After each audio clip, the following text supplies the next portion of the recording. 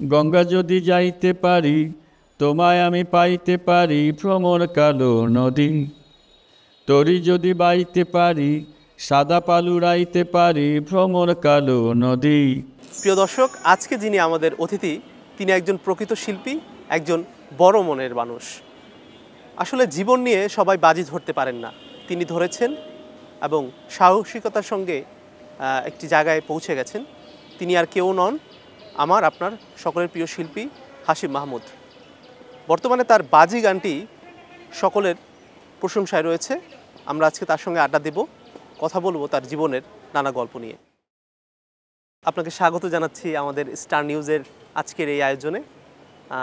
শুরুতেই জানতে চাইবো যে আসলে আপনি এখন কেমন আছেন। সবাই জানতে চায় আসলে প্রায় 2 বছর পরে আপনি বাজি গানটি নিয়ে এসেছেন এবং একেবারেই আলোড়ন সৃষ্টি করেছে। আপনার অবস্থান সম্পর্কে, আপনার শরীরের অবস্থা কীরকম, আপনি কেমন আছেন, আপনার অগণিত ভক্ত শ্রোতারা জানতে চান। শরীর আমার তো ভালো। বাইরে তো আর যাওয়া হয় না, বাইরে গেলে মানে সমস্যায় পড়ি। তো এই জন্য ঘরে থাকি, শরীর অবস্থা ভালো। আমার গান খুব নাম করছে, এটা আমার খুবই ভালো লাগে। যে কত মানুষ শুনতেছে। তো এরকম আরও অনেক গান আছে আমার যেগুলো হিট করবে। আপনি আত্মবিশ্বাসী।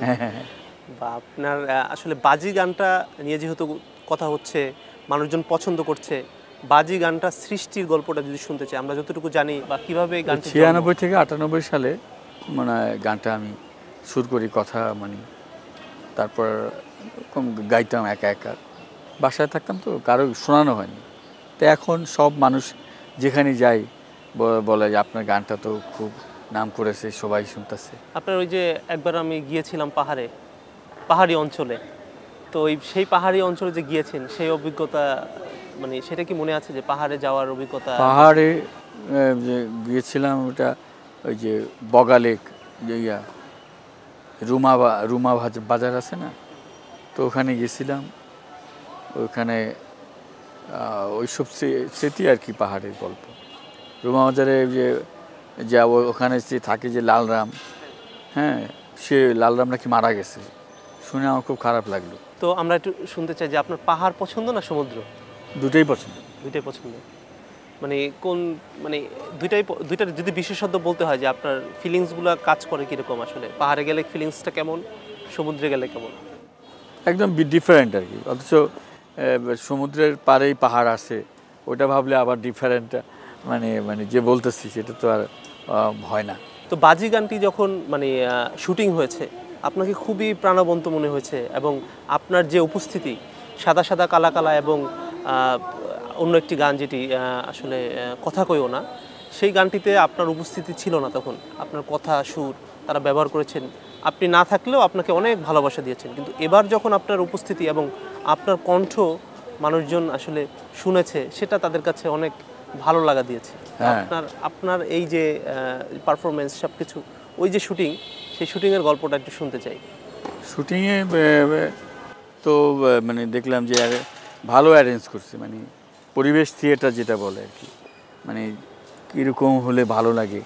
একবার আমি গিয়েছিলাম পাহাড়ি অঞ্চল, তো ওরকম ওই ঝোপঝাড় জঙ্গলে বাড়িঘরগুলো ওরকম করে করছে আর কি, বানাইছে। তো আমি দেখে খুব ভালো লাগলো যে সেট ডিজাইনটা তো মজার।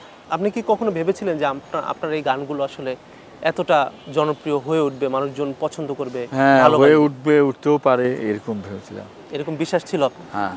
আপনার জীবনের গল্পটা শুনতে চাই। জীবন নিয়ে আসলে ধরতে গেলে আপনি এক প্রকার বাজি ধরেছেন। সচরাচর মানুষ যেভাবে চাকরি, ব্যবসা, একটা সেটেল লাইফের চিন্তা করে, আপনার সেরকম একটা নির্মোহ জীবন আপনি কাটিয়েছেন। 17 দিন আমি চাকরি করছিলাম, 17 দিন পরে চলে আসছি United commercial bank, Dhaka Bangshal শাখায়। তো ভালো লাগেনি, কারণ এই একদম নিচু পদে থাকা তো আমি আর করি নাই। যে আমাকে জুনিয়র অফিসার হিসাবে যদি নিত, তাহলে আমি হয়তো আরও কয়েক মাস চাকরি করতাম। চাকরি করা হয়নি। তো আমার ওই ভাই, আমার ভাইয়েরা, ওরা তো চাকরি করতে আসছিল তখন, হ্যাঁ, আমার ভাই মমতাজ হাসান বড় ভাই, সেও ইউনাইটেড কমার্শিয়াল ব্যাংকে চাকরি করতেছিল। হ্যাঁ, তো আমার ভালো লাগেনি কেন, কারণ এত দূরে গিয়ে নারায়ণগঞ্জ থেকে ঢাকায় প্রতিদিন যাওয়া, এটা তো কষ্টের ব্যাপার ছিল আপনার জন্য। হ্যাঁ। আরেকটা বিষয় হচ্ছে মানুষজন অর্থের পিছনে ছোটে, এখনকার সময়ে সবাই মানে সবার ঝোঁক আসলে টাকা পয়সা। তো আপনার সেই ঝোঁকটা ছিলই না আমরা যতটুকু জানি। আমি কেন? চিন্তা করছি যদি গান বাজনার মাধ্যমে যদি কয়েকটা গান হিট হয় তাহলে আমার আর মানে চিন্তা নেই। আমি মিডিয়ার যে আমার গান মিডিয়া শুনতেছে হয়তো, হ্যাঁ, তখন মোবাইল আসে না ওই সময়। মোবাইল মাত্র মানে আইসে, কিন্তু খুব কম সংখ্যক লোক মোবাইল মানে ব্যবহার করতেছে। তা একদিন চিন্তা করলাম যে মোবাইলে কারোর সাথে যদি কথা বলা যায় আমার গানগুলা, হ্যাঁ, তো ওই সময় ওইগুলো বলতে গিয়ে আবার শৈশব চলে আসতো মনে, যে শৈশবের দিনগুলো কেমন ছিল, আমি আর এগুলো কী ভাবতেছি। হ্যাঁ, বর্তমান বা যে ভাবনাটা, ওই জন্য আবার নিজের শৈশব কৈশোর, হ্যাঁ, তারপর আমার নারায়ণগঞ্জের এই বিভিন্ন বন্ধুবান্ধব, হ্যাঁ, ওদের সাথে দেখা হবে, ওদের দেখা হলেই ভালো। হ্যাঁ, দরকার নেই আমার। আপনার যে চিন্তা ভাবনা এবং আপনি যেভাবে টাকার পেছনে কখনোই ছুটেননি, আপনি একটা শিল্পী জীবন যেরকম কাটানো উচিত সেই জীবনটাই আপনি যাপন করেছেন। তো এখনকার প্রজন্ম যারা আছে আপনাকে অনেকেই আইডল মনে করে, তাদের উদ্দেশ্যে আপনার কি বার্তা থাকবে? তারা আসলে টাকা জন্য তো আর শিল্প না, হ্যাঁ, টাকা কামানোর ব্যাপারও নেই, কিন্তু যারা জনপ্রিয় শিল্পী হচ্ছে তারা তো ঠিকই টাকা পায়। হ্যাঁ, যতটুকু পাওয়া দরকার ততটুকুই পায়, এর চেয়ে ওরা চাইলেও তো আর দেবে না, ঠিক না? তো এটা আসলে ইচ্ছে করে হয় না, কারণ টাকা যে একটা যে গান জনপ্রিয় হলে একটা নির্ধারিত সংখ্যা থাকে, এত সংখ্যক একটা টাকা সে পাবেই। তো এইটা ভাবছি, কারণ আমার গানগুলো খুব ভালো, মানে মানে খুব মানসম্পন্ন। আপনি যদি আমাদের দর্শক যারা রয়েছে, শ্রোতা যারা রয়েছে, আপনার কণ্ঠে অনেকেই বাজি গানটি শুনতে চায়, আপনি যদি আমাদেরকে আজকে বাজি গানটি একটু শোনান আর কি।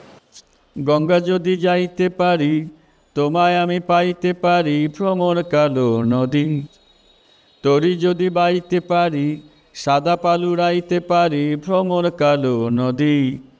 নদীতে তুফান উঠিলে, পানি যদি না সেচিলে, অঘটনেও রাজি, তোমায় আমি পাইতে পারি বাজি।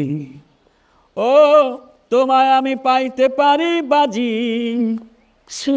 তোমায় আমি পাইতে পারি বাজি। একবার আমি গিয়েছিলাম পাহাড়ি অঞ্চল, পাহাড়ি মেয়েটার কি চোখ দুটো ছলছল। একবার আমি গিয়েছিলাম পাহাড়ি অঞ্চল, পাহাড়ি মেয়েটার কি চোখ দুটো ছলছল। ছল নাকি জল, চল চল মেয়ে তুই বল, ছল কেন চোখে জল, চঞ্চল মেয়ে তুই বল। ও তোমায় আমি পাইতে পারি বাজি, এ তোমায় আমি পাইতে পারি বাজি।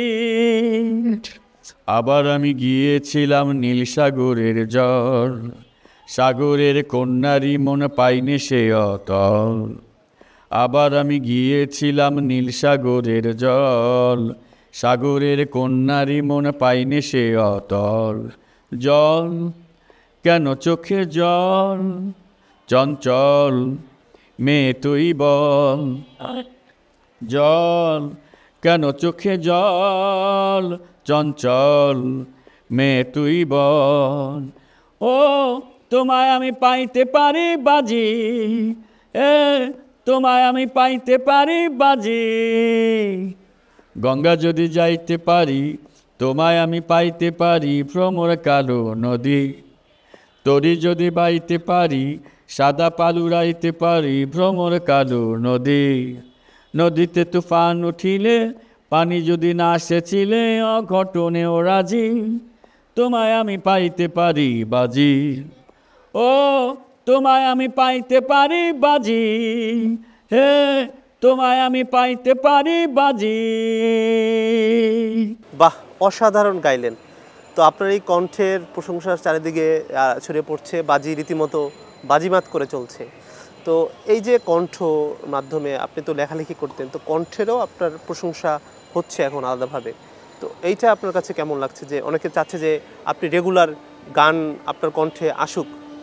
আপনিও কি মানে শুধু কি লেখার যে যে গানগুলো রয়েছে সেগুলো আসবে, নাকি আপনি নিয়মিত গানটিও মানে আপনার কণ্ঠে আসবে, সেটা কি কন্টিনিউ করবেন? নিয়মিত গাবো এখন। জীবনে অনেকটা সময় আপনার কেটেছে যে আপনার গানের সঠিক মূল্যায়ন আপনি পাননি, তখন কি খানিকটা হতাশ লাগতো আপনার যে আমার গানগুলো মানুষ? হতাশ না তো গেছে এখন। এরপরে